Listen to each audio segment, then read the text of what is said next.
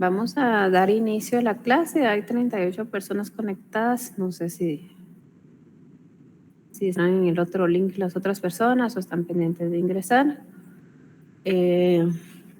Para el día de hoy vamos a leer los artículos de la Constitución, pero no vamos a iniciar del 11 como lo teníamos programado, sino que vamos a iniciar del artículo 263, que si nos da tiempo, pues vamos a ver hasta esta área de garantías constitucionales y defensa del orden constitucional.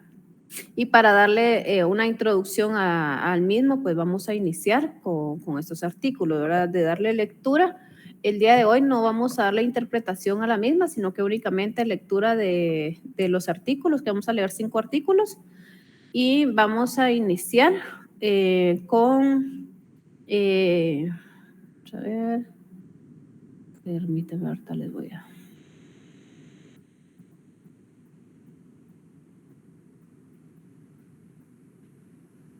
Vamos a iniciar acá con Delmi. Delmi Areli Sec, por favor. No sé si está presente.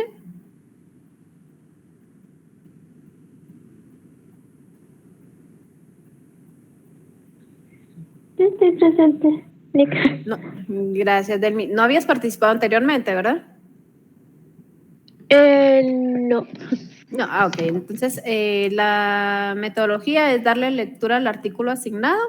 En otras ocasiones se da la interpretación del mismo, mientras en esta clase únicamente la lectura del artículo, ¿verdad? ¿Me haces favor? Okay. Lees el epígrafe del título y el epígrafe del capítulo y luego el artículo 263. Ok, gracias. Garantías constitucionales y defensa del orden constitucional. Capítulo 1. Exhibición personal. Artículo 263. Derecho a la exhibición personal. Quien se encuentre ilegalmente preso, detenido o cohibido de cualquier otro modo del goce de su libertad individual, amenazado de la pérdida de ella o sufriere, permítame, o sufiere. No sé si no se logra ver o te apoyo con... Sí, ahorita estoy ampliándolo, gracias. Okay. Sí es bueno de que vayamos teniendo nuestra Constitución a mano, así que solamente sería una ayuda el uso de esta presentación, más sería bueno tener la Constitución física, ¿verdad? Pero por el día de hoy está bien de esa forma. Sigamos, por favor. Gracias. Sugiere vejámenes, aun cuando su prisión o detención fuere fundada en la ley, tiene derecho a pedir su inmediata exhibición ante los tribunales de justicia, ya sea con el fin de que se le restituya o garantice su libertad, se haga cesar los vejámenes o termine la coacción a que estuviese sujeto. Si el tribunal decretare la libertad de la persona ilegalmente recluida, ésta quedará libre en el mismo acto y lugar, cuando así se solicite o el juez o tribunal lo juzgue pertinente. La exhibición reclamada se practicará en el lugar donde se encuentra el detenido, sin previo aviso ni notificación. Es ineludible la exhibición personal del detenido en cuyo favor se hubiere solicitado. Gracias, Demly, por tu participación. Continuamos con el siguiente artículo. Denis Eduardo López. ¿Se encontrará presente Denis Eduardo López? Hola. Hola, Sí, buenas tardes. Sí, ¿anteriormente no habías participado? No. Ok, me haces favor. Leemos el artículo 264 de la Constitución Política de la República de Guatemala. Artículo 264. Responsabilidades de los infractores.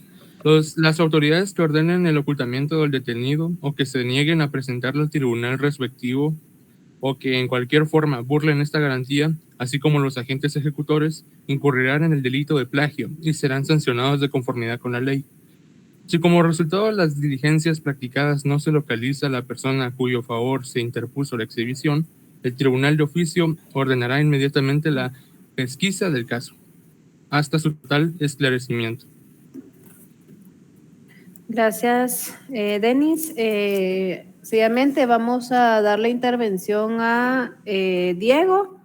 Luego de Diego va Diego Alejandro, luego Fernando Villatoro y de último Isabel López. Por favor, para que se vaya preparando. Si tiene la Constitución a mano, pues sería mucho que mejor, ¿verdad? Entonces sería ahorita Diego, Fernando e Isabel. Vale, vamos a... Si no tiene la Constitución, ahorita se la vamos a proyectar. 134, vamos en el capítulo segundo. Le tocaría a Diego el artículo 265, por favor. Ok, Lick, buenas tardes. Buenas tardes. Capítulo 2, Amparo. Artículo 65, procedencia del amparo. Se instituye el amparo con el fin de proteger a las personas contra las amenazas de violaciones a sus derechos o para restaurar el imperio de los mismos cuando la violación hubiese ocurrido. No hay ámbito que no sea susceptible de amparo y procederá siempre que los actos, resoluciones, disposiciones o leyes de la autoridad lleven implícitos una amenaza, restricción o violación de los derechos que la Constitución y las leyes garantizan. Gracias, Diego. Fernando, por favor, el artículo 263, lees el título del capítulo, que es el capítulo tercero, y tu artículo 266. Claro, licenciada. Capítulo 3, institucionalidad de las leyes. Artículo 266. Inconstitucionalidad de las leyes en casos concretos. En casos concretos, en todo proceso de cualquier competencia o jurisdicción, en cualquier instancia y en casación y hasta antes de dictarse sentencia. Las partes podrán plantear como acción, excepción o incidente la inconstitucionalidad total o parcial de una ley. El tribunal deberá pronunciarse al respecto. Gracias, Fernando. El turno de Isabel, por favor, en el artículo 267. Artículo 267. Inconstitucionalidad de las leyes de carácter general. Las acciones en contra de leyes, reglamentos o disposiciones de carácter general que contengan vicio parcial o total de inconstitucionalidad se plantearán directamente ante el Tribunal o Corte de Constitucionalidad. Gracias. En el transcurso de la clase le estaría pasando el link. Ahorita vamos a iniciar nuestra clase del día de hoy, que la dejamos a medias la clase pasada por solicitud de la mayoría de los compañeros en virtud de una clase de retrasada que tenían que evaluarse y estaba dentro del horario de clases. Ok.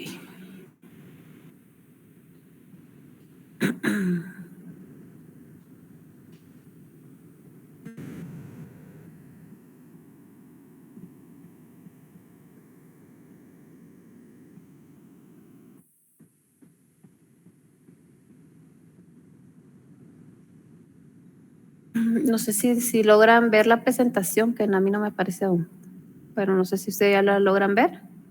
Sí, licenciada. Sí, licenciada. Ok. Entonces vamos a iniciar.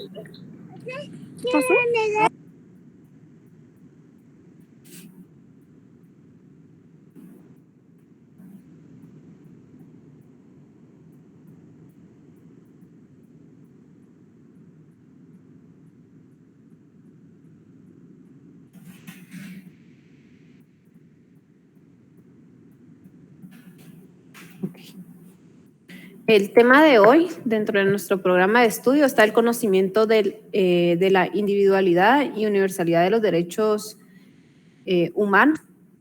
Acá, a la hora de hablar de este conocimiento de que los derechos humanos se pueden aplicar de forma individual o universal, pues los derechos individuales pues garantizan que los individuos puedan desarrollarse una vida digna y estable en sus propios proyectos vitales, de acuerdo con sus propias creencias y preferencias, ¿verdad? Su diferencia con los derechos colectivos, acá se encuentran que los individuales hacen referencia a personas, mientras que los colectivos estamos haciendo referencia a un grupo de personas, ¿verdad? El concepto que guarda con, una estrecha relación con los derechos humanos y con los derechos fundamentales, pues los primeros fueron aprobados por la ONU y los segundos pues están en las constituciones de cada país, así como en nuestra constitución, que existen derechos fundamentales y las garantías como tal. Los individuos corresponden a un tipo de derecho. Esos serían aquellos derechos ya reconocidos por los seres humanos y que son fundamentales, pero que afectan estrictamente al individuo como tal, ¿verdad? Vamos a ver, vamos a correr. Acá los derechos universales, los derechos individuales, perdón, los derechos individuales garantizan, como la definición lo dice, que los individuos puedan desarrollar una vida digna y establecer sus propios proyectos vitales, ¿verdad? Y corresponden a personas como tal y no con un conglomerado. En cambio, la universalidad, pues la universalidad significa que todos los seres humanos tenemos los mismos derechos humanos simplemente por su condición de ser humanos, independientemente de dónde vivan, quién sean, así como de su situación o características en particular, ¿verdad? Acá el origen de este derecho como tal de la universalidad de los derechos humanos pues se da primordialmente en el derecho internacional, en virtud de que es en uno de los principios más importantes codificados en el derecho internacional, esto durante el siglo XX. En esta es la idea central de la Declaración Universal de los Derechos Humanos y esto es un aspecto fundamental de todo sistema de derecho humano. Acá la universalidad pues significa que todos los seres humanos pues tenemos los mismos derechos, ¿verdad? Simplemente por nuestra condición de ser humanos. Los derechos culturales como tal son un componente vital a la universalidad y esta es una esencia para defender que los fundamentos de los derechos culturales es el auge de la diversidad cultural, el mestizaje, la apertura a la cultura, el derecho que todas las personas a participar en una vida de cultura dinámica sin discriminación, ¿verdad?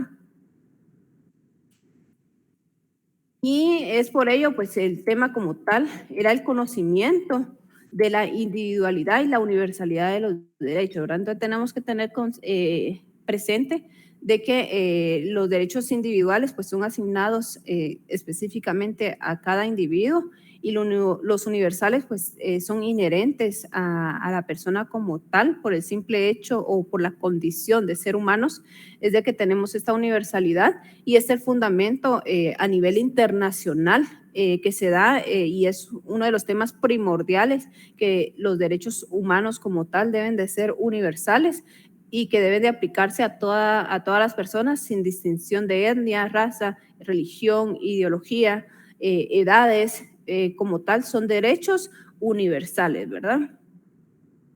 El siguiente tema es el derecho a las condiciones, a la condición de humanos, ¿verdad?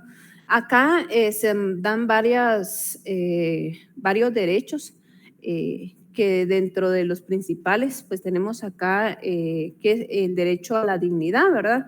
La dignidad humana. Acá, pues la dignidad humana es el valor que tienen todas las personas por sí mismas. Esto por el mero hecho de serlo, ¿verdad? No es una condición provista por ninguna persona u organización, sino que es una sustancia a la humanidad sin distinción de sexo, raza, religión u orientación sexual, ¿verdad? Sino que esta es irrenunciable, ¿verdad? Es inalienable, es decir, forma parte siempre de la condición humana misma. La dignidad es una característica natural con la que nacen todos los seres humanos, así todo ser humano por el simple hecho de serlo, se encuentra naturalmente dotado con un atributo llamado dignidad, como se encuentra dotado de razón. De esa mera cuenta, la dignidad pues aparece como el elemento definitorio de la idea de naturaleza humana, la cual en principio pues se caracteriza esencialmente a todo ser humano que haga parte esencial humana importante de ese rasgo, ¿verdad? De esa cuenta, la dignidad como tal no solo es regulada en nuestra Constitución, en nuestras leyes ordinarias, sino también esta es regulada o tiene sus fundamentos a nivel internacional, porque el derecho humano ya no solo lo podemos vincular en un Estado como tal, sino que es la universalidad como tal, y los Estados pues se han estado suscribiendo a los tratados y convenios internacionales en materia de derechos humanos. Y para ello, la dignidad humana en el derecho internacional, acá lo regula varios convenios y tratados. Dentro de ellos lo podemos encontrar en la Declaración Americana de los Derechos y Deberes del Hombre. En este pues aparece en 3 apartados la denominación tal como dignidad, y en el primero lo vamos a encontrar siempre en la Declaración Americana de los Derechos y Deberes del Hombre, en el primer considerando, en la declaración en la cual establece que los pueblos americanos han dignificado a la persona humana, ¿verdad? Desde ahí ya vemos de que empiezan a tratar la dignidad como un valor, como un derecho. Siempre en el preámbulo establece que todos los hombres nacen libres e iguales en dignidad y derecho, ¿verdad? Entonces acá, como se venía hablando, la dignidad pues es algo inalienable, algo que no se le puede quitar porque es algo nato del ser humano como tal, ¿verdad? También lo regula en la misma declaración en el artículo 23, que acá consagra en referente al derecho a la propiedad privada, ¿verdad? Según este artículo, toda persona tiene derecho a la propiedad privada correspondiente a la necesidad esencial de una vida decorosa que contribuya a mantener la dignidad de la persona y del hogar, ¿verdad? Entonces acá ya denota de que en el derecho internacional, en varios tratados y convenios, nos hace referencia sobre la dignidad humana, que es una condición del ser humano y merece el respeto, ¿verdad? También en la Declaración Universal de los Derechos del Hombre, acá nos denota que en la primera, es una de las primera referencia y siempre en el preámbulo, que es el espíritu que tiene cada tratado o convenio, nos aparece que acá se compromete con una concepción naturalista de la dignidad humana, pues la cataloga como una intrínseca, ¿verdad?, al ser humano. Es coherente con lo anterior, el quinto considerando del preámbulo, en donde señala que los pueblos de las Naciones Unidas han reafirmado su fe en la dignidad de la persona humana, lo cual puede ser entendido como una concepción a la idea naturalista y si se quiere, metafísica de la dignidad como atributo esencial de todo ser humano. Si nos damos cuenta en las denotaciones de los tratados y convenios internacionales, en el anterior, que es la Declaración Americana de los Derechos del Hombre, de los Derechos y Deberes del Hombre, acá en la Declaración Universal de los Derechos Humanos, siempre nos hace referencia a este derecho, ¿verdad? Esta condición de ser humano que en las siguientes declaraciones, como en el Convenio Americano sobre los Derechos Humanos, acá también nos hace referencia sobre la dignidad. En el artículo 5 de la Convención vincula de forma directa a la dignidad como el derecho a la integridad personal, en cuanto que establece en su número segundo que nadie debe ser sometido a tortura, ni a penas o tratos crueles o inhumanos o degradantes. Y también nos establece que toda persona privada de libertad se tratará con el respeto debido a la dignidad inherente al ser humano. Si nos damos cuenta en los artículos que nosotros leímos anteriormente en la Constitución, también nos habla sobre lo mismo, ¿verdad? Que toda persona merece la dignidad, que el Estado se compromete a resguardar y proteger la dignidad del ser humano, ¿verdad? También en la misma Convención Americana sobre Derechos Humanos, en el artículo 6, relacionado con la dignidad, con la prohibición de la esclavitud y de la servidumbre. Y acá al señalar en su numeral segundo que el trabajo forzoso no debe afectar a la dignidad ni a la capacidad física e intelectual del recluido, ¿verdad? Entonces, si nos damos cuenta, en materia internacional, la figura como tal de la dignidad humana, pues es tratado y es de suma importancia y de relevancia, en virtud de que siempre en el mismo convenio, pues nos hace referencia en el artículo 26 de la Convención Americana sobre Derechos Humanos, y acá es la idea explícita de la dignidad, y acá que se tiene de tal instrumento internacional no aparece vinculada con derechos económicos y sociales o culturales, sino a los derechos mencionados anteriormente, que es el derecho a la propiedad privada, que hace parte de la llamada tradición de derechos de primera generación, ¿verdad? Así es perfectamente coherente con lo que establece en el artículo 11 de esta convención, en el que establezca una protección explícita a la dignidad. Sin embargo, esta protección aparece relacionada de forma directa con la honra, ¿verdad? Lo que implica que, aunque la dignidad no aparezca vinculada únicamente con la propiedad privada, como era en el caso de la Declaración Americana de los Derechos y Deberes del Hombre, sí se sigue conociendo como algo que se agota meramente en el ámbito de derecho privado, tal y como lo establece en el numeral segundo de ese artículo mencionado, en el que dice que nadie puede ser objeto de injerencia arbitraria o abusiva en la vida privada, en la de su familia, en el de su domicilio o en su correspondencia, ni de ataques ilegales a su honra, ¿verdad? Entonces, si nos damos cuenta, acá la dignidad como tal, lo tenemos que tener presente este concepto, que la dignidad humana es el valor que tienen las personas por sí mismas.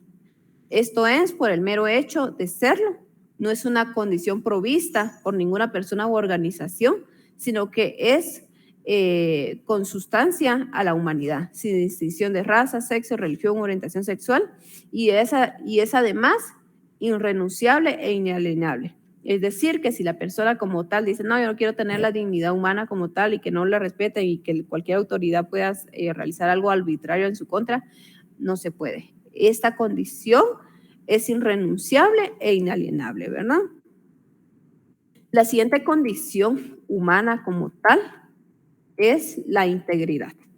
En nos establece que la integridad es un derecho que protege la inviolabilidad de toda persona frente a los ataques a su cuerpo o a su espíritu, así como frente a cualesquiera intervención en esos de sus bienes que carezcan de su consentimiento, ¿verdad? Eso así nos establece una definición en la Real Academia Española.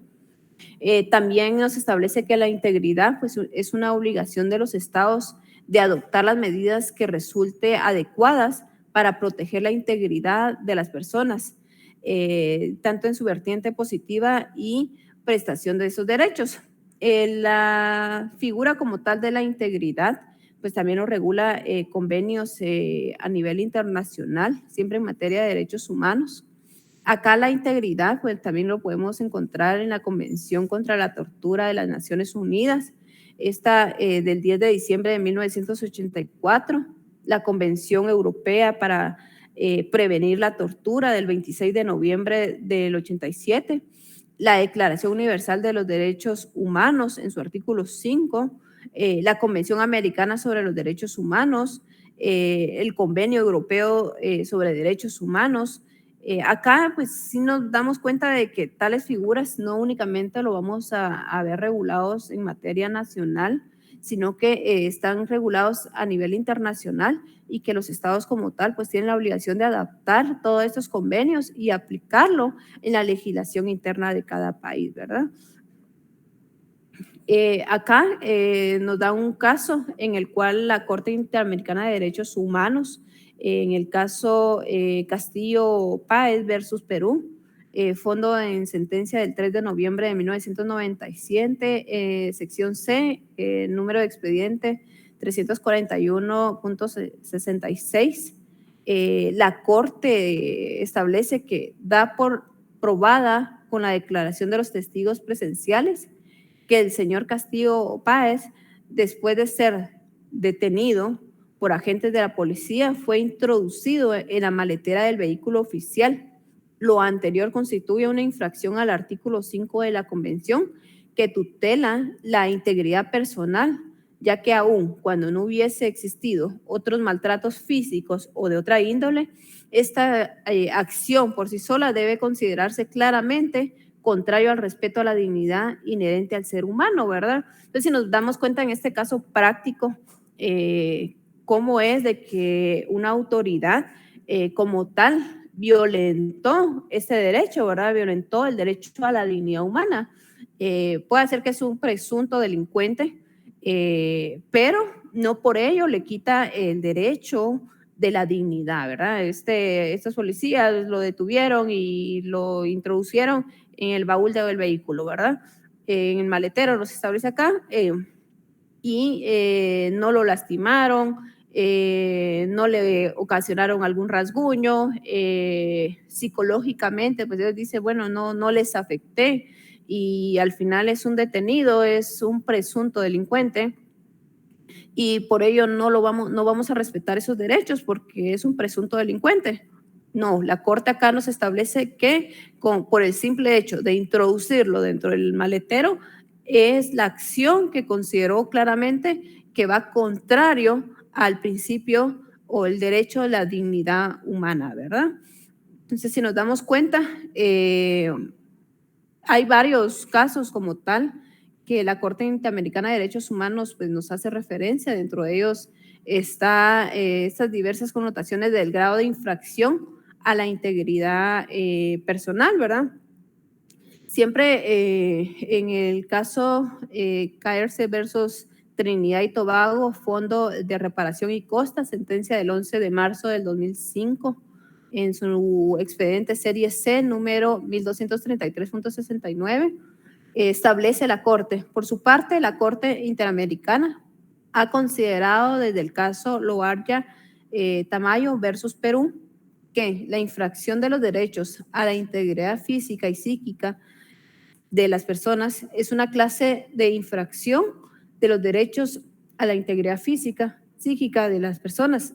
También nos establece que la violación que tiene diversas connotaciones de grados y que abarca desde la tortura hasta otros tipos de vejámenes o tratos crueles, de verdad, inhumanos o degradantes, cuya secuencia física y psíquica varían de intensidad según los factores endógenos y exógenos que deben ser demostrados en cada situación. La Corte Europea de Derechos Humanos ha manifestado que aún en la ausencia de lesiones, de sufrimientos en el plano físico y moral, acompañado de torturas psíquicas durante el interrogatorio, puede ser considerado como trato inhumano. El carácter desagradable de expresar un sentimiento de miedo, ansiedad e inferioridad con el fin de humillar, degradar y romper la resistencia física o moral de la víctima, ¿verdad? Entonces, en conclusión, este caso como tal, que es dentro de la jurisprudencia que existe a nivel internacional, acá nos dice no porque no lo torturaron o no porque no le pegaron o no lo trataron, o no le afectaron su moral, eso no significa que no le hayan violentado su derecho humano su derecho humano. Y acá es donde nos dice que van de grados va de grado su derecho, o sea, no es únicamente que grado 1, grado 2, o sea, hay varias infracciones que se pueden dar, pueden haber varios vejámenes dentro de la acción que realice, puede ser que solo realice una acción y dice, bueno, solo una infracción tuve, no, dentro del transcurso de la acción se puede llegar a tener las infracciones a los derechos fundamentales que la misma ley o tratados a nivel internacional así lo establezcan. Y pues acá también les dejo otro caso sobre ejemplos que se puede dar en infracciones o lesiones a esos derechos fundamentales. Y tenemos el siguiente apartado como tal sobre la condición, el derecho a la condición humana, ¿verdad? Dentro de ese derecho tenemos que tener presente, así es, Eric. Dentro de estos, el derecho a la condición humana. Tenemos que tener presente de que sobre ese derecho a la condición humana tenemos que tener la dignidad, tenemos que tener del tema que ya vimos de la dignidad, la integridad, y ahora estaríamos hablando de la personalidad jurídica. Y acá pues hacemos como que un retroceso a la clase anterior en la cual la personalidad jurídica, pues cualidad de la que deriva la aptitud para ser titular de derechos y obligaciones y el reconocimiento de capacidad jurídica y de obrar que corresponde a toda persona, ya sea física o jurídica, ¿verdad? Acá estamos hablando del primer tema que tratamos la clase anterior, el derecho a tener derecho, en el cual la personalidad jurídica, como lo vemos, pues es la que nos da la aptitud para obtener derechos y obligaciones. Entonces acá es el tema que habíamos explicado creo que ampliamente en la clase anterior, cómo vamos a obtener esa personalidad jurídica, ¿verdad?, ante el Estado.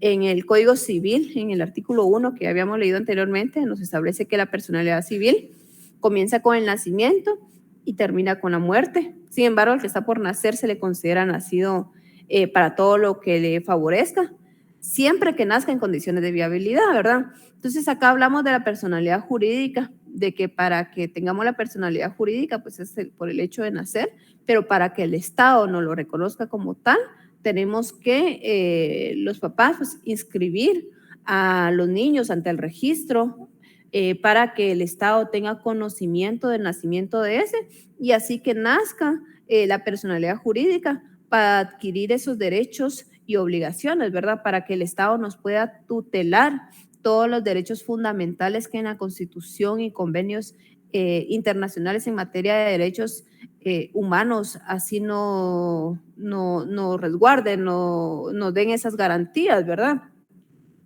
Y uno de los atributos de la personalidad jurídica, para tener la personalidad jurídica, el primer atributo identificable pues sería el nombre, ¿verdad? Y cuando nos inscriben ante el registro ante el RENAP, anteriormente el registro civil, pues acá el nombre como tal pues se compone tanto de su nombre de pila como los apellidos de sus padres casados o de sus padres no casados o ambos apellidos de la madre soltera, ¿verdad? Pero eso es uno de los atributos que tenemos para darle entrada a esta personalidad jurídica, nuestra inscripción, y nos vamos a identificar con nuestro nombre, ¿verdad? Otro atributo de la personalidad jurídica es la capacidad. Acá, si hablase de persona física, la capacidad, pues la que se refiere a ser sujetos activos y pasivos en relaciones jurídicas. La capacidad se segmenta de la capacidad jurídica o de goce. Esta es irrenunciable, no prescribe, inmutable y de orden público, ¿verdad? Y por otro lado, la capacidad de obrar, que no es otra cosa que el poder ejercer los derechos que se tiene.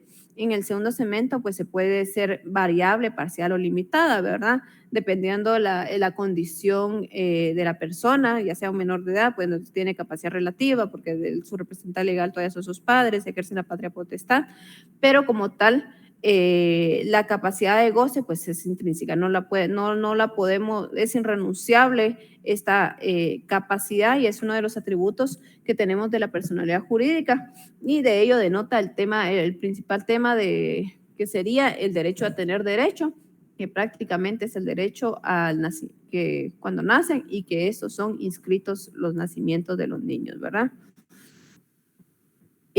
Acá ya teniendo en cuenta el tema anterior referente a la dignidad o las condiciones para que el ser humano como tal tenga esa capacidad y se le reconozca como tal, pues ya vimos que tenemos que tener que el tema de la dignidad, la personalidad jurídica del Estado, ¿verdad? Y sí, como lo mencionaba acá nuestro compañero Eric, sí, o sea, en varios países han vulnerado los derechos humanos.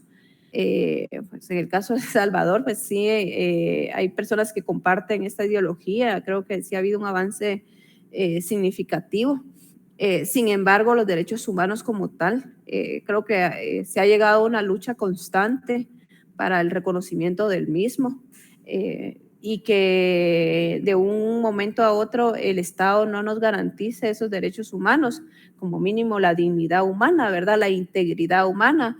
Y otras personas dirían que esos son presuntos delincuentes o son delincuentes, de una vez criminalizándolos, y por tal situación no tienen o no pueden gozar de los derechos humanos que tanto a nivel nacional como internacional se reconozcan. Entonces, sí es importante tener presente el tema de la dignidad humana como tal, de que no por ser presunto delincuente o delincuente no tienen o el Estado no les debe garantizar esa dignidad o la integridad humana, ¿verdad?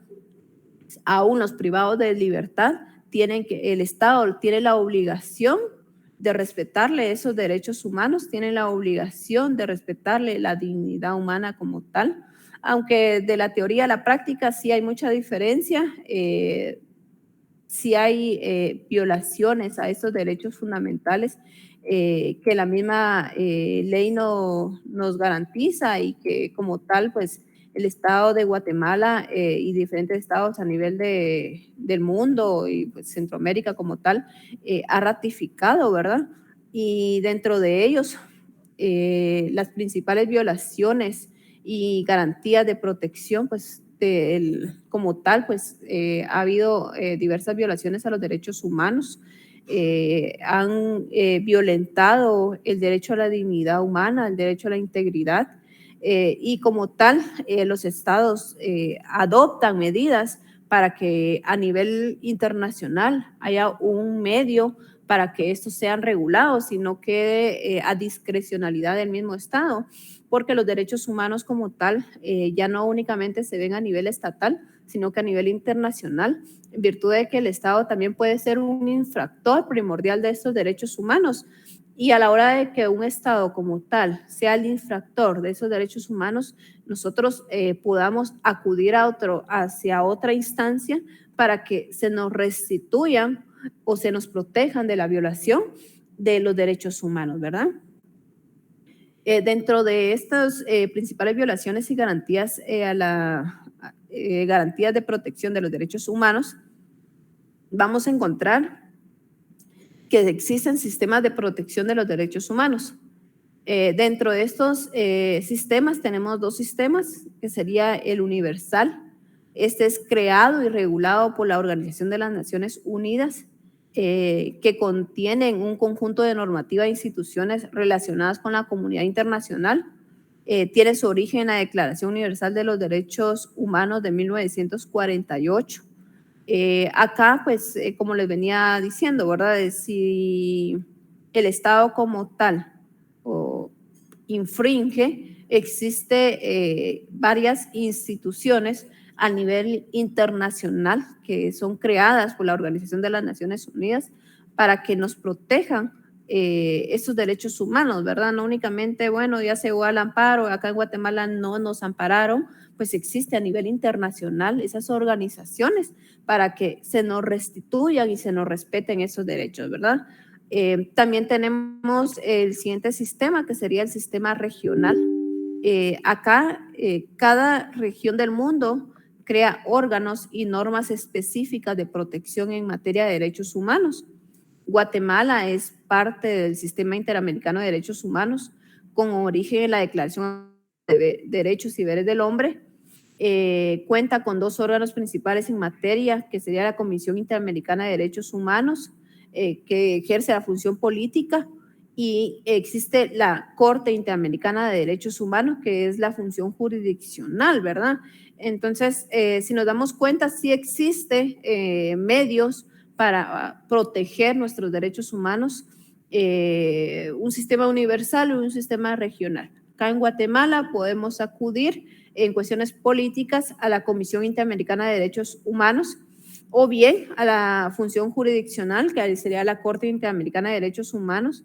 Si nos damos cuenta, en las clases anteriores hemos hablado de la Corte Interamericana de Derechos Humanos. Dentro de sus funciones, pues se le plantea un caso y estos lo analizan y le da procedencia al mismo, lo resuelve, y si el Estado como tal es infractor de la violación a estos derechos humanos que el individuo reclama y que establece que se le ha sido violentado, pues ellos son los que a nivel internacional pues dictan una sentencia para que el Estado deje de violentar esos derechos, los restituya y así mismo de que dé una compensación para que se le pueda retribuir a la víctima de la violación de esos derechos humanos, ¿verdad? Acá en el sistema regional nos establece que cada región del mundo crea órganos y normativas específicas de protección en materia de derechos humanos. En nuestra Constitución vamos a encontrar las garantías constitucionales y defensa del orden constitucional. Si nos damos cuenta al inicio de la clase, pues realizamos la lectura de los artículos en donde nuestra Constitución nos regula esas garantías constitucionales y defensa del orden constitucional, y nos establece en el artículo primero, en el capítulo primero, exhibición personal, en el artículo 263, y nos establece la primera garantía a la protección de los derechos humanos, ¿verdad? El derecho a la exhibición personal, en el que, dándole lectura, establece quien se encuentre ilegalmente preso, detenido o cohibido de cualquier otro modo del goce de sus libertades individuales, amenazando la pérdida de ella o sufriere vejámenes, aun cuando su prisión o detención fueran fundadas en ley, tienen derecho a pedir su inmediata exhibición ante los tribunales de justicia, ya sea con el fin de que se les o garantice su libertad, se haga cesar los vejámenes o termine la coacción que estuviera sujeto, ¿verdad? Acá esta figura pues nos establece que ya sea una persona que está ilegalmente preso o cohibido, es decir, no es necesario de que esta garantía constitucional como tal se utilice únicamente para las personas que estén presas o las personas que le digan, bueno, una patrulla vino y se lo llevó y no sabemos su paradero, no sabemos en qué centro de detención está, no sabemos si ya fue puesto a disposición del juez, porque en los artículos primeros de la Constitución, en los que ya le dimos lectura, pues nos establece que nadie puede ser detenido, sino que por una orden librada por un órgano jurisdiccional competente y basado en ley, ¿verdad? O ya sea en flagrancia de delito. Pero si en algún momento nosotros como ciudadanos o familiares de esta persona que fue detenida, creemos fielmente que ese derecho constitucional de la libertad se le está siendo cohibido, podemos ante el órgano jurisdiccional, en este caso ya sea un juez de paz, un juez de instancia, dar o establecer esta garantía constitucional a favor de cualquier persona, y no únicamente a sus familiares, sino que cualquier persona puede invocar esta garantía constitucional de la exhibición personal, en el cual establezca que el goce de su libertad individual está siendo violentada o amenazada a perderla, ¿verdad? Hay veces de que hay personas que están, no han sido detenidas por una autoridad, sino que a veces los mismos familiares, por conveniencia, tienen detenida a una persona, y eso pasa a veces con las personas de la tercera edad, en el caso de que porque gozan de su pensión, de su jubilación, y por eso es que no violentan la libertad de una persona y le dicen, o sea, no puede salir. O sea, a veces hasta los propios hijos, se ha visto en la PGN que sucede de que restringen ese derecho a la libertad, y cuando llegan a supervisarlo le ven y le preguntan por qué la tienen encerrada o por qué la tienen en un estado en el cual les violentan su integridad como persona, su dignidad como persona, porque no están respetando los derechos básicos que esa persona puede tener, o las tienen como que fuera una carceleta aún en su mismo hogar, ¿verdad? Entonces la ley como tal pues sí nos da esas garantías constitucionales y defensa del orden constitucional, pues en este caso sería una garantía constitucional en el cual pues la ley sí nos establece un procedimiento para poderlo realizar, no lleva mayor complicación en las exhibiciones personales, cualquier persona lo puede realizar sin auxilio de un abogado, puede solicitarlo y el juez tiene la obligación de realizarlo lo antes posible dentro del plazo de ley para poderlo diligenciar y verificar y cerciorar que esta persona pues no esté detenido, cohibido de su libertad ilegalmente, o ahora si fuera legalmente, que no se le estén violentando sus derechos constitucionales, porque hay veces que sí están detenidos legalmente, están recluidos en algún centro de detención, pero que están siendo violentados en sus derechos, ¿verdad? O sea, que necesitan acceso a la salud inmediata y no se la presten, que lo tengan en un lugar no adecuado o no estipulado para estar recluido. Y es ahí donde se puede plantear esta exhibición personal y el juez debe de cerciorarse e iniciar el procedimiento como tal para establecer que si se le está violentando su libertad personal, ¿verdad? También nuestra Constitución también nos establece otra garantía constitucional que nos establece en el capítulo 2, que sería el amparo, en su artículo 265, y nos establece la procedencia del amparo.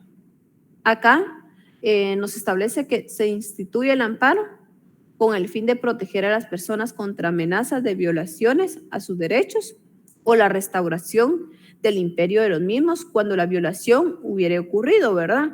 Acá nos da el amparo como tal, se instituye de dos formas, preventivo y reparador. Porque si la persona se le violentó el derecho, la ley como tal, la Constitución Política de la República de Guatemala, en la garantía constitucional del amparo, acá nos establece de que la ley nos va a restituir el imperio de la violación de los derechos que hubiera ocurrido. O si nosotros creemos que nos van a violentar ese derecho con una acción, con alguna resolución de autoridad, pues podemos también invocar el derecho, la garantía constitucional como tal del amparo.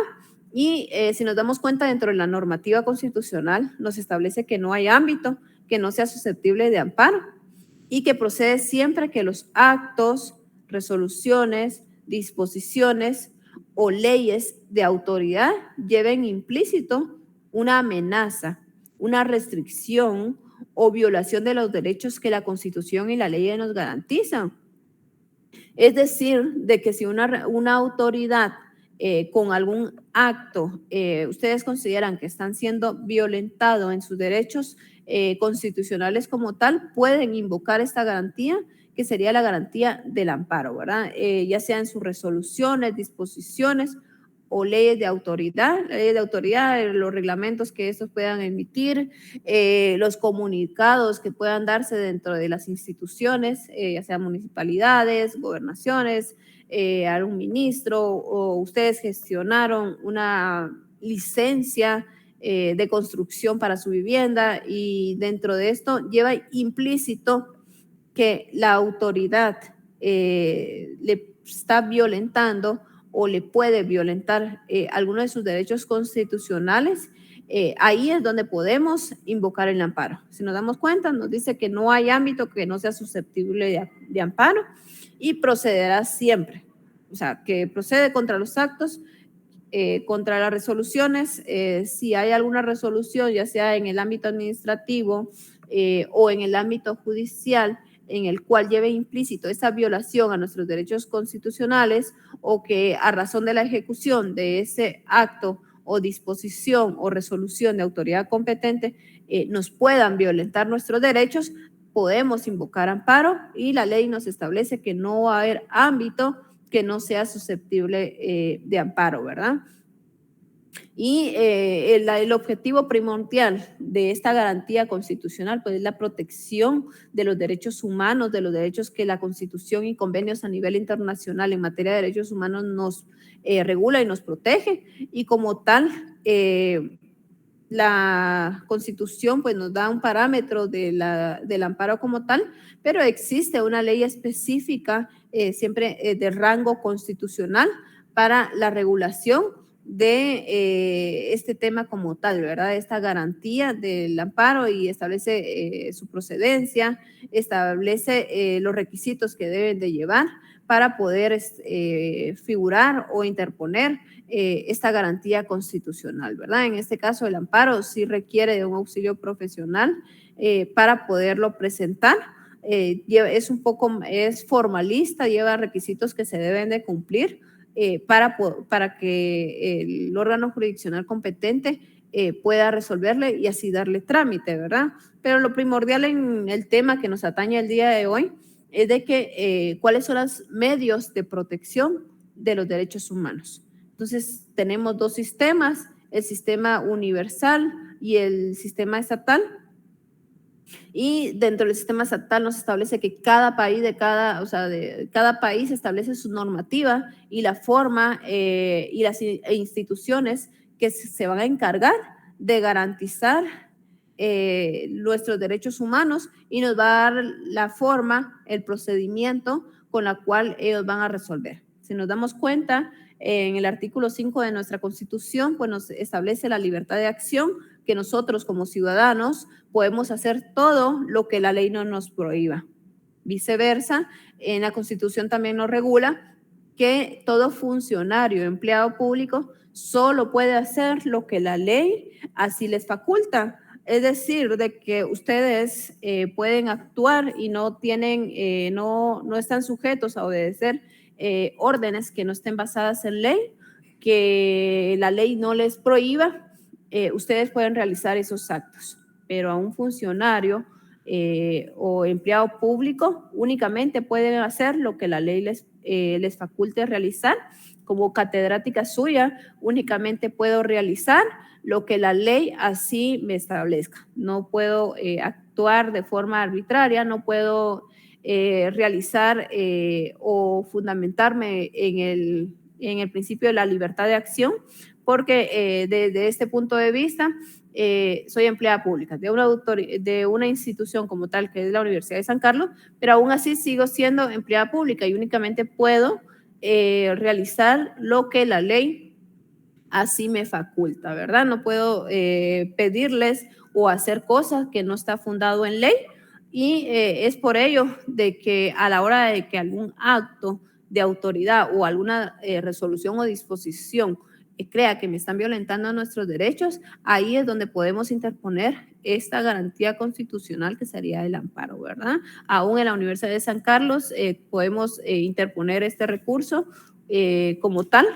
que va a proceder siempre y cuando un acto de autoridad o resolución de la misma lleve implícito una amenaza o la violación de algún derecho fundamental que la Constitución y las leyes así nos garantizan, ¿verdad?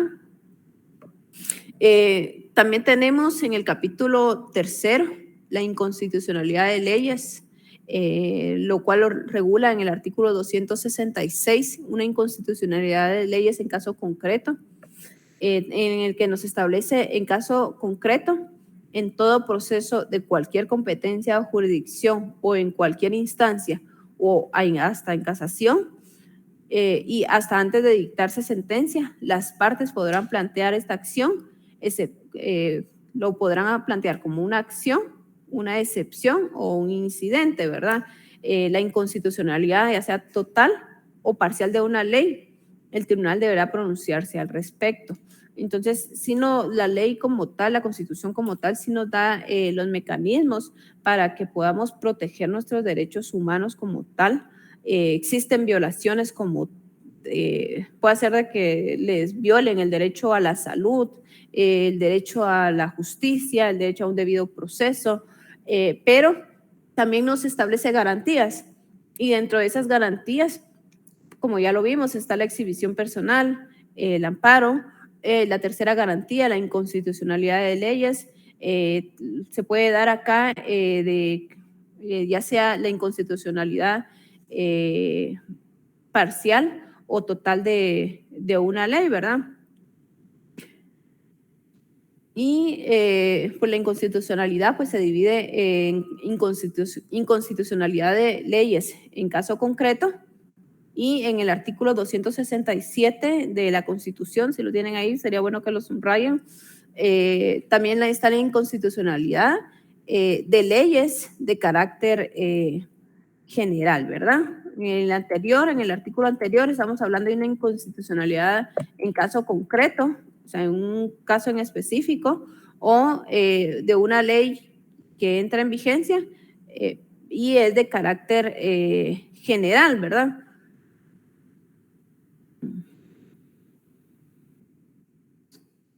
Es de carácter general que se da, que se puede plantear la inconstitucionalidad, ¿verdad? Arreglar esto.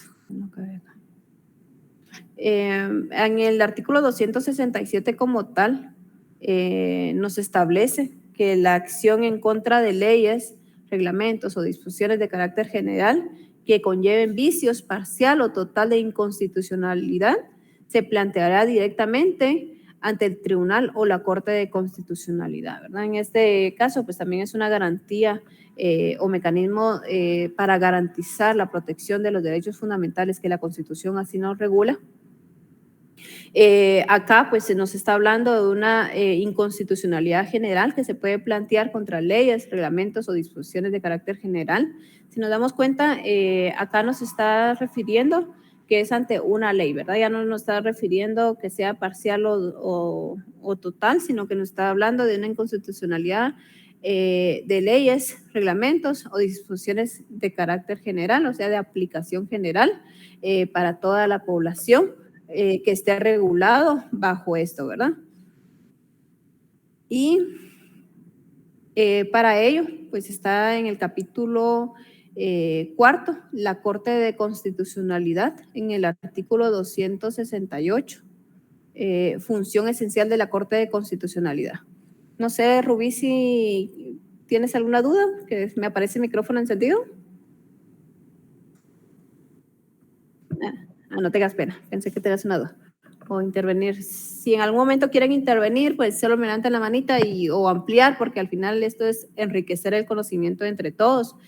Algún caso que ustedes tengan o que conozcan y digan, bueno, esto se acopla a la clase y puede enriquecer, y de casos prácticos, pues se nos queda un poquito más que solo teoría, ¿verdad? Entonces ahí donde ustedes me pueden decir, mire, en el caso de Eric que intervino y me dijo, sí, en el caso de El Salvador hay violaciones rotundas a los derechos fundamentales, a los derechos humanos, y que a pesar de que están regulados por convenios y tratados a nivel internacional, esto no lo respeten, ¿verdad? Por el simple hecho de que modificaron su legislación, pero no por ello, pues podemos tomar a mi consideración que esto es lo correcto, ¿verdad? Porque la lucha de esos derechos humanos se han venido de décadas, y estar a favor de ello, pues estaríamos a favor de que se nos violenten en algún momento nuestros derechos, que como tal la dignidad humana o la condición de ser humano se nos violente por la condición que estemos pasando en su momento, ya sea como presuntos delincuentes, como delincuentes que se están incorporando nuevamente a la sociedad, ¿verdad? Pero si tuvieran algún comentario, algo que desean ampliar con referente al tema, pues me levantan mano, les doy intervención y se puede dar un diálogo dentro de la clase para que nos vayamos enriqueciendo todos y que la clase pues no sea solamente teórica, sino que con los casos prácticos, en el caso de Daisy que participó en la clase anterior, que nos comentó sobre el anciano que no aparece inscrito aún en el registro civil y que ya tiene 50 años, o sea, son casos de que se nos van quedando y uno dice, bueno, o sea, derecho a tener derecho, pues me recuerdo el caso que mencionó la compañera, y ahí uno va interpretando y creo que es una forma de ir retroalimentando esa situación, ¿verdad? Para seguir con el tema de las garantías y mecanismos de protección de los derechos fundamentales que la Constitución nos garantiza y tratados en materia Derechos Humanos a materia internacional, nos establece la función esencial de la Corte de Constitucionalidad. Acá nos establece que la Corte de Constitucionalidad es un atributo permanente, es un tribunal, permanente de jurisdicción privativa, cuya función esencial es la defensa del orden constitucional. Actuará como tribunal colegiado con independencia de los demás órganos del Estado y ejercerá función esencial que le asigne la Corte y las leyes de la materia, ¿verdad? Entonces, acá pues ya vemos el tribunal como tal, que pues es de jurisdicción privativa, no tiene injerencia dentro de los 3 poderes del Estado, sino que está aparte de los poderes del Estado, ¿verdad? No lo podemos categorizar dentro del organismo judicial porque está independiente, ¿verdad? Para que la Corte pues pueda realizar su función esencial que la Constitución como tal nos establece, que es la defensa del orden constitucional. Entonces, si les pregunto cuál es la función esencial de la Corte de Constitucionalidad, pues sería acá, su función esencial es defender el orden constitucional, actuar como tribunal colegiado con independencia de los demás órganos del Estado, ejerce su función específica que le asigna la Constitución y las leyes de la materia, ¿verdad? Pero lo principal que tenemos que tener claro que la Corte de Constitucionalidad, si nos pregunta cuál es su función esencial, defender el orden constitucional. Entonces, si a la hora de ver como tal estas garantías constitucionales, nos debemos de recalcar, y no sé si ya conocen dónde está ubicada la Corte de Constitucionalidad, pero sería bueno googlear y colocar una foto, o si pasan ustedes sobre zona 1, pues pasar viendo, y así es como nos vamos adentrando a la materia. Y cuando ustedes pasan enfrente o miran una fotografía de la Corte de Constitucionalidad, en mente tienen que tener, bueno, su función esencial es la defensa del orden constitucional. Entonces, siguiendo con el tema, tenemos, Eric, por favor.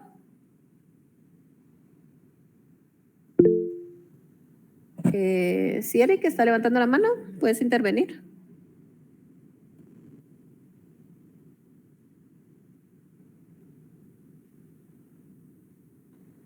Eric, no sé si quieres intervenir, porque levantaste 2 veces la mano o se te activó.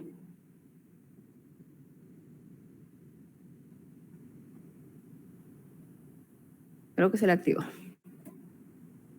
Bueno, siguiendo con el tema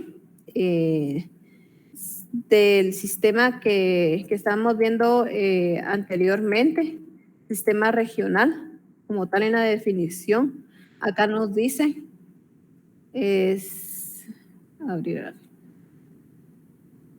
Disculpe, licenciada, es que se bloqueó mi micrófono, me acabo de volver a conectar. Ok.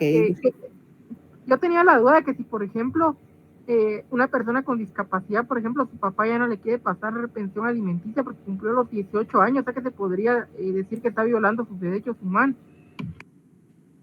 Una persona con discapacidad, sí. Acá, como tal, la discapacidad de la persona, pues los papás pues van a tener la patria potestad, y patria potestad pues significa todas las demás instituciones como tal, que es el derecho al alimento, las personas hasta la mayoría de edad, o si son incapaces, pues hasta que estos ya no puedan subsistir, ¿verdad?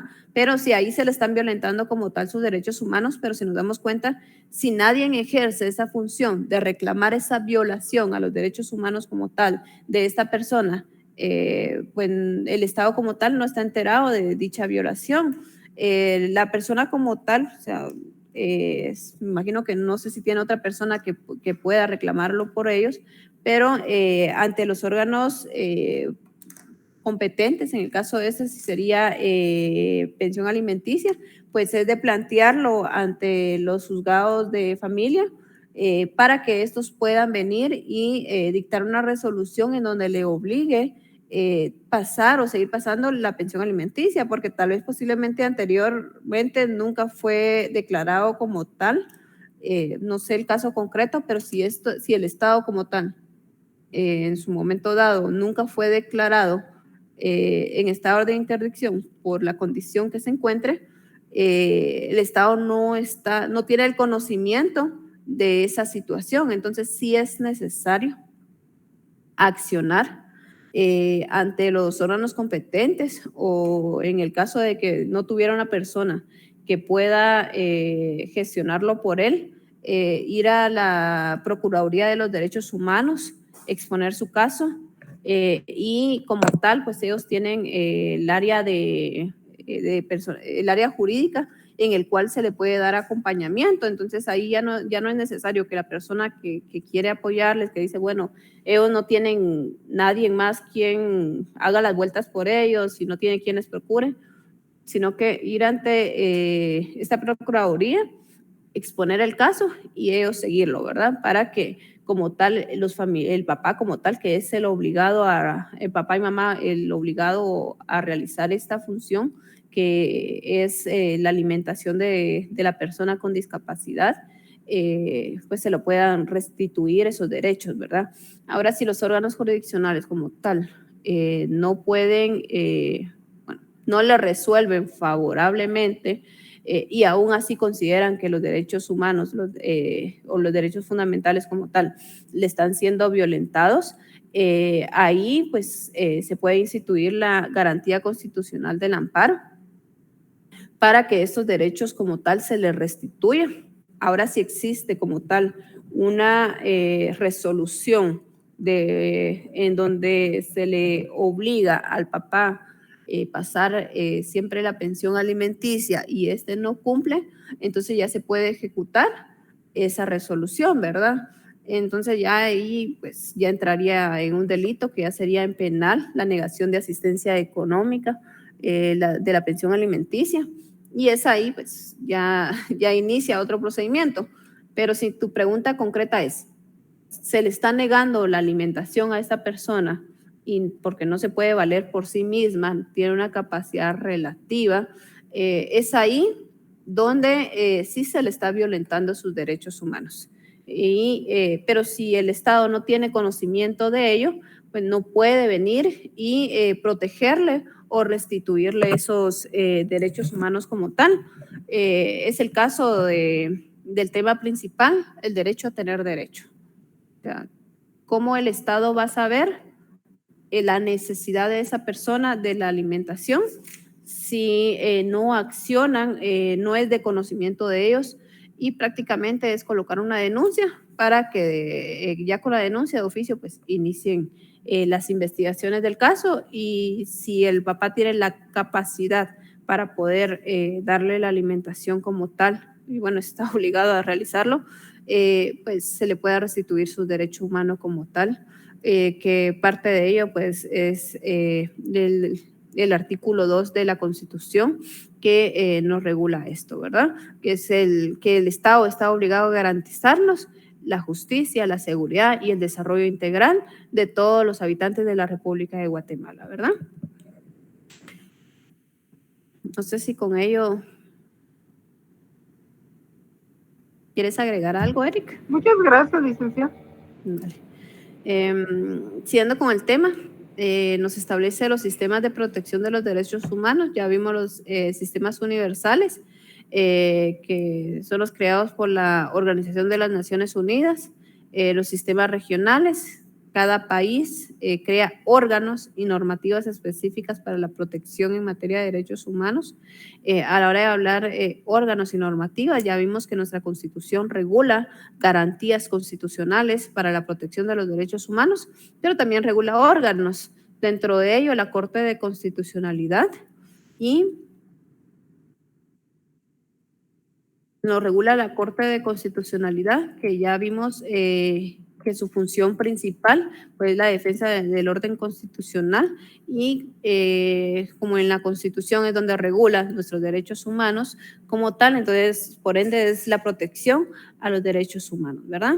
En el capítulo 5, la Comisión y Procuración de los Derechos Humanos, en el artículo 274 de la Constitución Política de la República de Guatemala nos establece el Procurador de los Derechos Humanos, y nos establece que el Procurador de los Derechos Humanos es un comisionado del Congreso de la República para la defensa de los derechos humanos que la Constitución garantiza. Tendrá facultades de supervisar la administración, ejercerá su cargo por un periodo de 5 años y rendirá informe anual al Pleno del Congreso con el que se relaciona a través de las comisiones de derechos humanos, ¿verdad? Entonces, dentro de los órganos que cada país establece para garantizar los derechos humanos, dentro de ellos tenemos la Procuraduría de los Derechos Humanos y por ende el representante de ellos, que sería el Procurador de los Derechos Humanos, ¿verdad? Dentro de las atribuciones del Procurador de los Derechos Humanos, en el artículo 275, pues nos establece varias literales. Dentro de las principales que podemos mencionar está, permítame, se me corría, está la investigar y denunciar comportamientos administrativos lesivos a los intereses de las personas, ¿verdad? Investigar toda clase de denuncia que le sean planteadas por cualquier persona sobre violación de los derechos humanos. Y aquí es el tema que mencionaba Eric. Si ese acto que menciona de la negación de la asistencia de pensión alimenticia, la negación de los alimentos, esta denuncia lo puede realizar cualquier persona. Entonces acá dice que el Procurador de los Derechos Humanos, a través de la Procuraduría, pues va a investigar toda clase de denuncia, ¿verdad? Acá no nos dice, mire, yo creo que eso no va a proceder. No, acá nos establece que va a investigar toda clase de denuncia que le sea planteada por cualquier persona. En este caso, pues Eric va o llama por teléfono, que también reciben las denuncias como tal, y denuncia esta acción, ¿verdad? Una persona con discapacidad vive en tal lugar, vive solo y su papá lo abandonó y no le pasa ni alimentos y no se puede valer por sí solo, ¿verdad? Entonces acá es donde ellos investigan esa denuncia y establecen si hay una violación a esos derechos humanos. Y si hubiera una violación como tal, pues inicia un procedimiento para restablecer o que el Estado garantice estos derechos humanos, ¿verdad? También tenemos en la literal E, nos dice emitir censura pública por actos o comportamientos en contra de los derechos constitucionales. Si nos damos cuenta, acá no se establece emitir una censura pública por actos o comportamientos.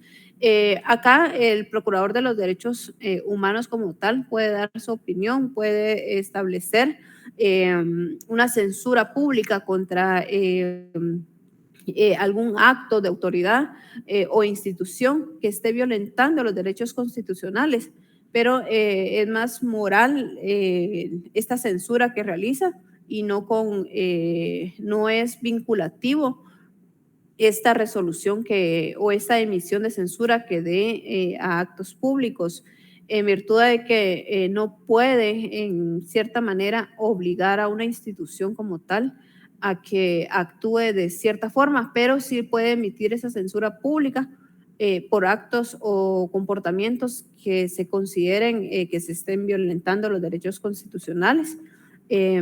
También en la literal F, que considero que son de las más, todas las funciones son importantes y son de las pocas que regula la Constitución porque existen leyes específicas de cada área para que pueda regularlo más ampliamente, porque todo empleado público únicamente puede hacer lo que la ley les faculta y para ello pues necesitan leyes o reglamentos o disposiciones de carácter personal para que puedan actuar, ¿verdad?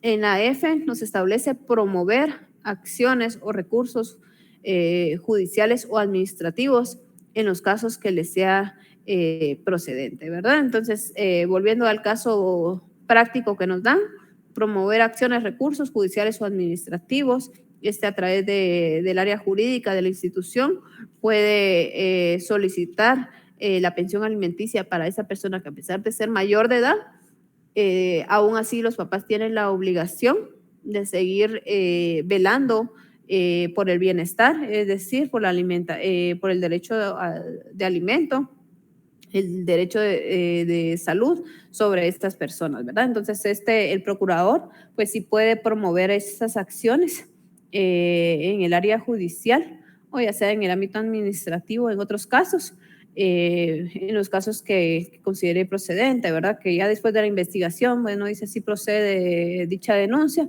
entonces ahí inicia promover esas acciones, ¿verdad? No únicamente quedarse con la investigación y decir si se están violentando tales derechos, sino que su función principal es velar porque los derechos humanos no sean violentados, violentados a nivel del país, ¿verdad? Entonces acá nos establece que el Procurador de los Derechos Humanos es un comisionado y que del Congreso de la República, ¿verdad?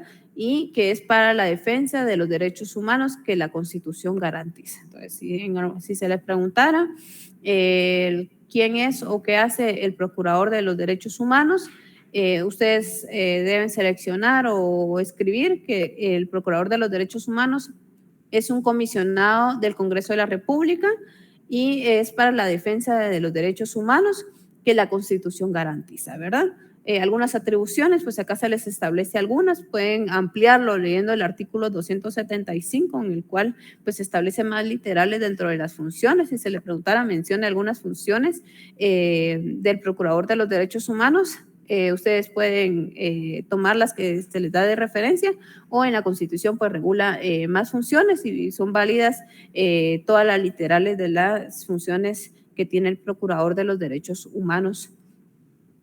Y por ende, el Procurador de los Derechos Humanos, de oficio o a instancia de parte, actuará con la debida diligencia para que durante el régimen de excepción se garantice la plenitud de los derechos fundamentales, cuya vigencia no hubiera sido expresamente registrada para el cumplimiento de sus funciones todos los días y horas son hábiles, ¿verdad? Entonces, el Procurador de los Derechos Humanos en todo momento puede hacer uso de sus atribuciones y para ello todos los días y horas son hábiles para que ejerza las funciones de la Procuraduría de los Derechos Humanos, ¿verdad? Entonces, como tal, ese es el tema del módulo 1, que es el que vamos a estar evaluando como un laboratorio corto el día viernes, que vamos a procurar de que el laboratorio pues no van a hacer de muchas preguntas y que nos pueda servir de base para el examen que no sé si ya publicaron,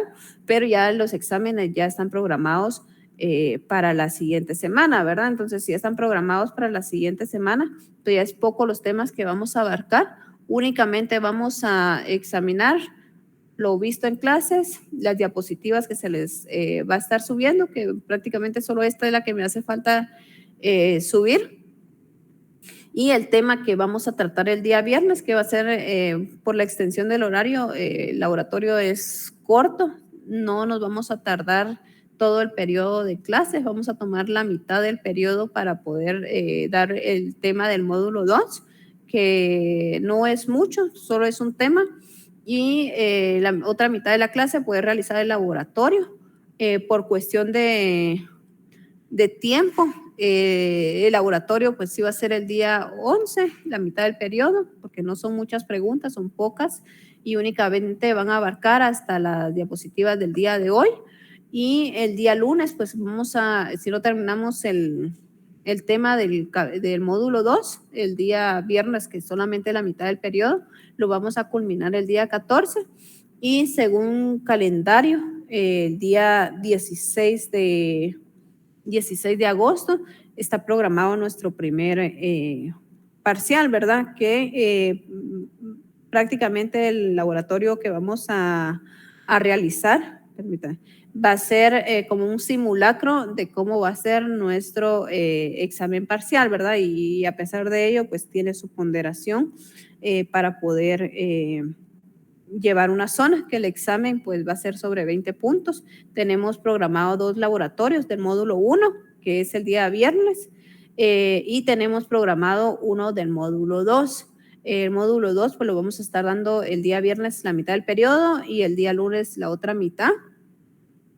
Y por cuestión de tiempo, que el laboratorio está programado para el 16, el laboratorio como tal va a ser programado para el 18, casi que corrido. No sé si el 18 también tengamos exámenes, pero si no tuviéramos, lo vamos a programar para que sí entre dentro de nuestro primera unidad, 10 puntos de zona y 20 puntos de examen.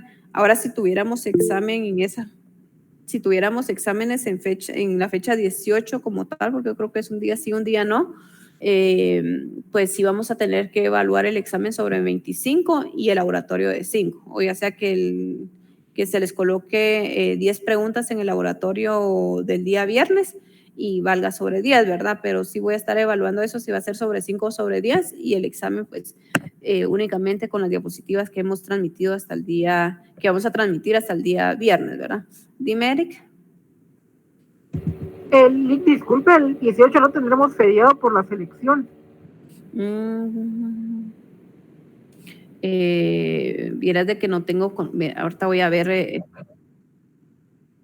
Sí, ¿verdad? Sí, porque, bueno, no podríamos tener asueto como tal, por cuestión de que las elecciones se llevan un día específico, que este día, el 20 de agosto como tal, ¿verdad? Entonces, creo que no.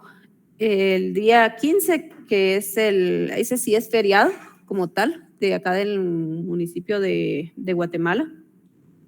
Entonces, ese día sí tenemos feriado, pero el 16 que tenemos exámenes y el 18 que según me indica la compañera sí tenemos, sí tienen exámenes ustedes programados, ¿verdad? Entonces no confiarse porque si ya publicaron calendarios de exámenes como tal, el examen que tienen asignado para el 18 sí se va a llevar a cabo, y independientemente que las elecciones sean el domingo, ¿verdad? Porque no, o sea, no se puede correr porque no están estipulados dentro de las leyes que se programan para el turismo. Y ahí sí que mencionando el tema como tal, tenemos que tener claro de que el Código de Trabajo nos establece dos modalidades, feriados y asuetos. Feriados, pues como tales, como la feria o la conmemoración del municipio donde nosotros residimos, y asuetos, pues, todos los demás, ¿verdad? Entonces, para distinguir estos dos términos, asuetos y feriados, pues, siempre descansamos, ¿verdad? Pero sí, nosotros como estudiantes de Derecho tenemos que ir viendo los términos. Pero sí, pues si ya está publicado, sí, yo creo de que sí se les vaya a hacer, se le va a llevar a cabo el examen que ustedes tienen programado para el 18, y viéndolo de esta cuenta, porque si el examen lo van a tener el 18, muy corrido que yo también les coloqué un laboratorio ese día. Entonces, el laboratorio del día viernes lo vamos a hacer sobre 10 preguntas, un punto cada pregunta, y va a valer 10 puntos el laboratorio del día viernes que tenemos programado viernes 11, y el examen pues el 16 sobre 20 puntos. Selección múltiple, una que otra definición que ustedes deben de colocar, y el laboratorio del día viernes va a ser como un simulacro del examen que vamos a estar realizando el 16, ¿verdad? Para que si tenemos alguna duda o alguna circunstancia que aclarar, pues todavía tenemos el 14 para que ustedes me puedan preguntar, y que el 16 pues nos vaya bien a todos en el examen parcial, ¿verdad? Y que vemos una buena zona para la segunda unidad. No sé si tienen alguna otra duda.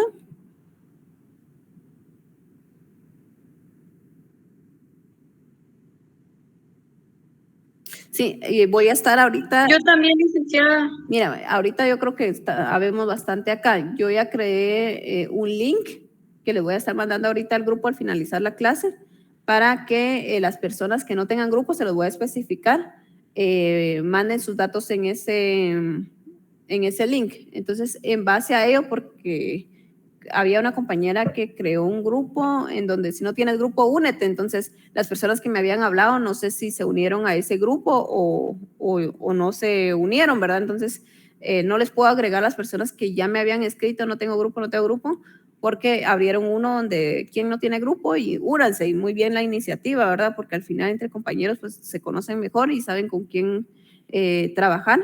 Pero al finalizar la clase en el chat voy a estar mandando lo que es voy a dejar de presentar, voy a estar mandando un link para que ustedes puedan incorporarse dentro de ello.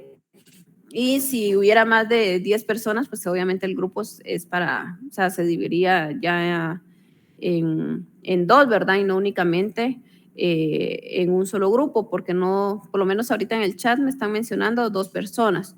Ahora, si solamente estas 2 personas son las que no tienen grupo, pues a estas 2 sí se les incorporaría en alguno de los que ya tenemos, ya están programados los temas, solo que no se los he mandado en virtud de que me notificaron de los exámenes parciales que están, bueno, ya una semana. Es por ello de que consideré no oportuno mandarles dichos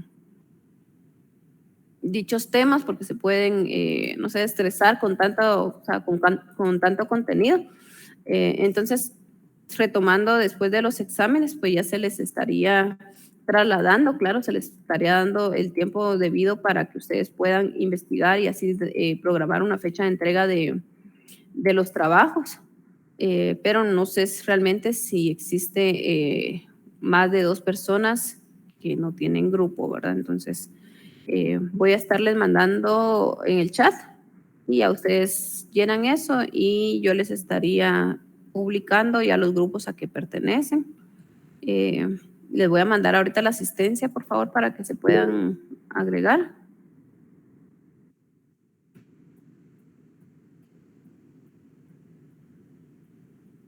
Y la participación se las voy a estar mandando por chat, de igual forma para que no, del mi Diego, Fernando, Isabel, para que puedan agregar la participación del día de hoy se las voy a agregar ahí sí que por cuestión de horario, creo que se nos va a ampliar demasiado el tema. Pero si no tienen otra duda o si tienen alguna otra duda, me pueden escribir por chat, ¿verdad? Buenas tardes, licenciada. Pues son 3 temas los que han visto, ¿verdad? Fernanda, hemos visto el módulo primero, que prácticamente son como 4 temas que hemos visto. El día de hoy vimos 3 temas, pero sí tenemos más, ¿verdad? Lo conveniente es de que miren las diapositivas, que prácticamente ahí está resumido lo que va a venir en el laboratorio y en el parcial, porque hemos visto las generalidades del derecho, hemos visto la historia como tal. Vamos a ver. Hemos visto el tema del derecho a tener derecho, que fue la clase anterior, el conocimiento de la individualidad y la universalidad de los derechos humanos, el derecho a la condición humana, que vimos hoy la dignidad, la integridad, la persona jurídica y las principales violaciones y garantías de protección. Dentro de ellos, pues los 2 sistemas que existen de protección a los derechos humanos, pero para que aclarar en sí los temas o el contenido del mismo, descarga las diapositivas, también las puedes guardar en PDF, que creo que son mejor para mejor lectura, y con ello pues poder estudiar los temas que hemos visto o darle una leidita, porque creo que sí han sido claros y que hemos entendido una que otra definición, que es lo que ustedes tienen que tomar en cuenta y aprendérsela para que en el parcial pues ustedes con facilidad puedan responderlo, ¿verdad? Víctor, dime. Licenciada, buenas tardes. Es que, solo con una cuestión, yo creo que todavía no se han subido todas las diapositivas, estaba revisando y todavía no se han subido, digamos, de las otras clases. Creo que solo de una clase se han subido. Ok, sí, hay 2 diapositivas subidas, solamente falta la del día de, bueno, la anterior por cuestión de que no se terminó el tema, no se subió, y la del día de hoy, que prácticamente sería la mayor parte de contenido, creo, pero se las voy a estar subiendo en este momento para que ustedes la puedan descargar y que la puedan tener, ¿verdad? Vamos a ver, 3 generalidades. No sé si tienen alguna otra duda. Porque ya abarcamos creo que el periodo siguiente. Ok, muchas gracias, Rubí, por tu participación siempre. No sé si tienen alguna otra duda, compañeros. Y si no, pues damos por finalizada la clase, porque creo que ya abarcamos periodo del siguiente profesor. No, licenciada, y gracias. Y tenga feliz tarde. Gracias. se pueden ir desconectando.